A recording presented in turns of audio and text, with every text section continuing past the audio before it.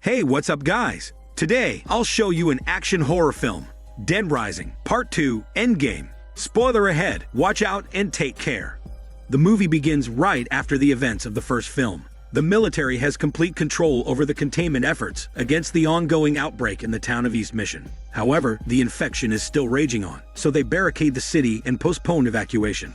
Thousands of people are trapped within the quarantine walls. The General's microchip implantation program for all infected citizens is successful. However, since the military is now tracking all chip people, many people have been arrested and subsequently disappeared without a trace of their zombified hormones.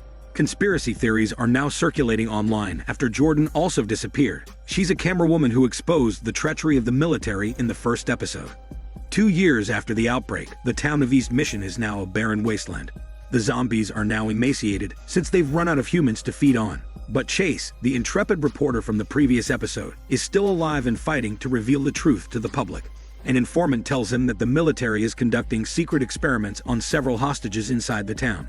Chase wants to film evidence of this, so he sneaks inside the city and enters the building where the military transport took the hostages. Working with Chase is Jill, a news producer, and Sandra, a skilled hacker who's also his on and off girlfriend. They are staying inside a car near the building Chase entered. Chase films everything inside, including the arrival of the General, who's working with the trafficker supplying the humans for the secret experiments, run by a scientist named Rand. The General is not happy with the trafficker's performance, since his activities have caught people's attention. The trafficker's goons catch Chase's informant and drag him inside the building.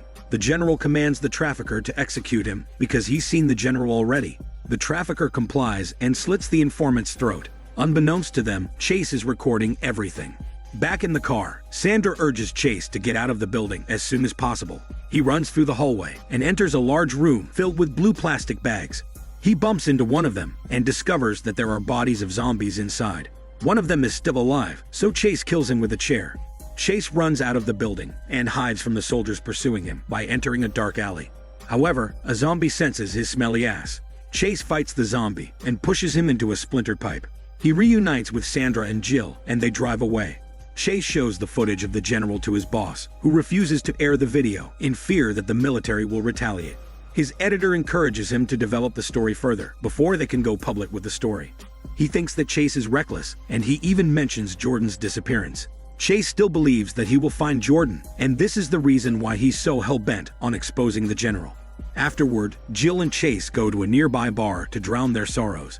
Chase shares that he regrets leaving Jordan alone that day. He also adds it's frustrating that the pharmaceutical company responsible for the outbreak and the General who tricked them all got away with everything. Chase goes to the men's restroom where he meets a whistleblower who was a former executive at the pharmaceutical company. He tells Chase that his life is in danger because the military wants him captured. Sure enough, soldiers are now stepping inside the bar and looking for Chase. Together, Chase and the whistleblower escape the bar. The whistleblower knows all about the General's laboratory experiments, conducted by him in partnership with the pharmaceutical company. He has been using the microchips produced by the pharmaceutical company to track down and kidnap infected people for the laboratory. But his endgame is to eradicate all the infected people in the United States by overloading their implanted microchips with doses of the zombie vaccine, ensuring that the virus is eradicated as well. The whistleblower further reveals that the microchips will be activated tomorrow morning through the servers located in the secret military base inside the town. He intends to stop it by going there himself, and Chase knows how to secretly get into the city. Later that night, the General meets with the CEO of the pharmaceutical company. She knows that Chase has footage of the General, and she is wary of how that could affect her company's reputation. She tells the General that she wants to pull out of their project, but he replies that it's already too late and he's not stopping for her. Chase formulates a plan. He gets Jill and Sandra, and they all go to his friend, a slightly crazy tactician with access to lots of guns.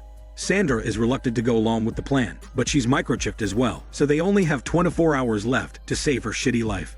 Chase pulls out a map of the town and announces to the others that the safest route inside would be to go under the quarantine walls.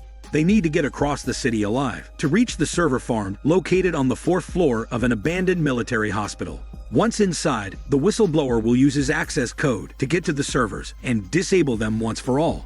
Afterward, Chase's friend will rescue them with his chopper. The whistleblower hands Sandra a thumb drive with all the information on the server system, so she can create malware that will freeze the servers. The general discovers the whistleblower's identity. He is fuming because the whistleblower used to work for the CEO. The CEO explains that the whistleblower also knows that the company and the military were responsible for the first outbreak in the town. She really doesn't want to go ahead with the plan, but the general is prepared to accomplish it by any means necessary, even if he and the CEO will be exposed. Meanwhile, Chase asks Jill to stay behind, so no matter what happens to him, there is someone outside the city who will let the world know the real story. They enter the city through a dark underground tunnel. However, several meters after, they discover a decapitated body lying on the floor. Soldiers enter the friend's apartment. Jill hides and hears one soldier issue a kill order for Chase and the others. She then approaches the editor and asks him to confirm her story when the military comes for her. Jill plans on drawing the military's attention to her and feeding them a fake story so they won't focus on Chase. The group continues to go down the tunnel. Chase smells the scent of a rotting corpse, and then his friend gets caught in a trap set by the trafficker and his goons. Chase lies to the trafficker and pretends that he also works for the general, but the trafficker doesn't believe his smelly man shit. So Chase resorts to overturning a nearby long table and taking on the trafficker's team one by one. Meanwhile, the friend is singled out by one of the goons and beaten with a baseball bat while he's still tied upside down. He manages to grab the bat and incapacitate the goon. He then helps Chase finish off the other goons. Sandra stabs the trafficker just as a tank in the room explodes. The explosion gets all their gear, but luckily, she still has the thumb drive in her pocket. They return to the tunnel and stumble upon a horde of zombies. However, these zombies look different. They're stronger and faster. One of them bites the friend in the neck. With the whistleblower's help, Chase gets the zombie off of his friend and kills it. The group evades the zombies and takes shelter inside a room. The friend comments that it seems like the zombies have evolved since they are much faster than before. Chase adds that he saw a number tattooed on the zombie, and he surmises that these new and improved zombies were deliberately enhanced. The whistleblower blames Chase for choosing that route, and the group starts arguing. But eventually, Chase reminds them why they went down there in the first place. The others cool their heads and hormones, and they all make up. Since they lost their weapons in the explosion, they decide to cobble together the makeshift ones from the tools they found inside the room. They also inject the friend with the zombie vaccine to stop him from turning. Jill approaches the CEO with a proposal. She can either broadcast the story that her company is aiding the military in mass genocide, or she can protect the CEO by saying that the military stole the company's microchip technology for their own agenda. The CEO refuses and discredits the whistleblower by saying that he's mentally unstable. Jill urges her to reconsider the proposal for an alliance. Later on, the CEO meets with her head of security. She has her own company's interests in mind. If the military kills off all infected people, then the company's profits will tank. She orders her security to release a new strain of the virus once the general has triggered all microchips to overdose, so her company will still generate money. The group reaches the hospital basement. However, they are overrun by zombies. The friend turns into a zombie, and Chase is forced to kill him. He reaches the hospital stairwell, but can no longer reach Sandra and the whistleblower, who both got separated from him because of the zombies. Jill meets with the editor once again. This time, he brings the CEO security, who betrayed her because he doesn't want a new virus strain released to the world.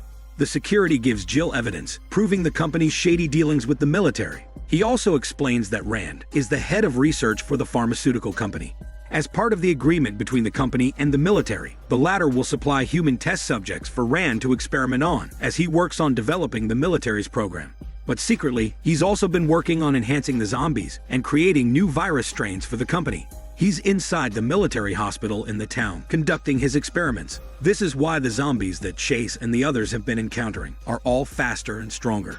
Meanwhile, Chase is cornered by zombies, but is rescued by Jordan, who turns out to still be alive after all. He apologizes for not succeeding in exposing her story, but he reasons that he was discredited and branded as a conspiracy theorist when he tried to go after the general 2 years before. Jordan doesn't say anything, but she has a companion who explains that they've been tortured and experimented upon by Rand for the past 2 years.